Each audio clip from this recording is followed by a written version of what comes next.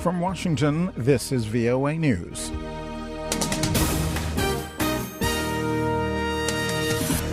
The World Health Organization suggests against closing West African borders to battle Ebola. The U.S. pledges millions in aid to those affected by the war in Syria. I'm Vincent Bruce reporting from Washington. While the Ebola crisis has created closure of borders in West Africa, the World Health Organization says that is not a good idea. Christin Roby reports from Dakar. Senegal and Ivory Coast have closed their airports to planes coming from Ebola-affected countries. The World Health Organization says this is not the answer to containing Ebola, since the risk of transmitting the disease during a flight is quite low. The virus cannot be transferred from one person to another through the air by coughing, for example, but only from contact with blood or other body fluids. Christin Roby for VOA News, Dakar. Secretary of State John Kerry has announced nearly $500 million in additional United States aid for those affected by Syria's civil war. Kerry announced the aid package Friday in Turkey. We have concerns with respect to what's happening from Libya to Mali to the Horn of Africa and throughout the Middle East, and of course now the events in Iraq. So we have a great deal to talk about. More than $250 million of the aid package will go to help the over 3 million Syrian refugees who have fled to neighboring countries. Much of the rest will focus on civilians displaced within Syria. U.S. Secretary of State John Kerry says it would not be appropriate for Iran to join upcoming talks on fighting the group calling itself the Islamic State because of Tehran's support for Syrian President Bashar al-Assad. More on these stories at voanews.com. This is VOA News. Firebrand Unionist leader and former First Minister of Northern Ireland Ian Paisley has died at the age of 88. The hardline Presbyterian minister and politician was known for reaching a power-sharing agreement with his former Sinn Féin enemies. Paisley had been ill for some time.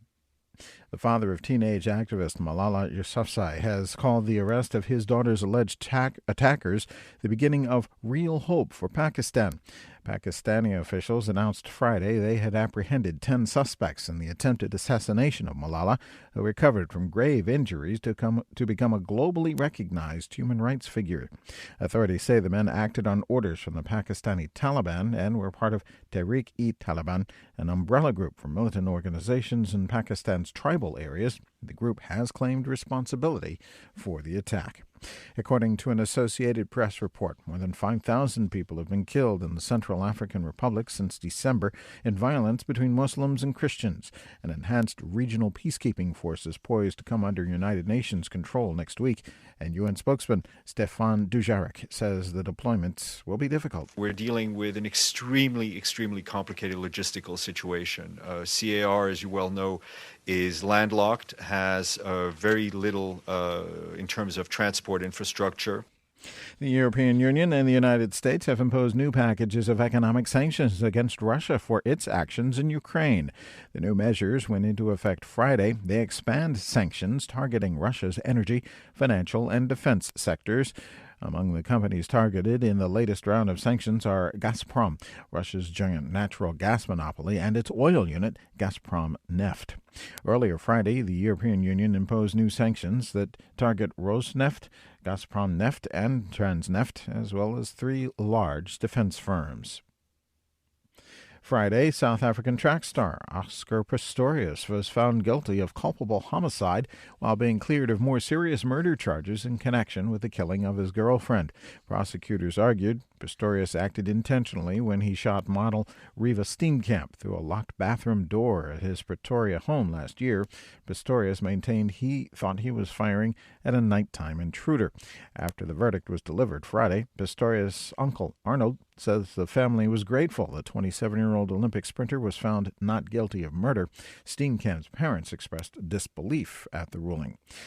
Mexican President Enrique Peña Nieto has criticized the Texas government's decision to deploy National Guard troops along the state's border with Mexico. He calls it reprehensible.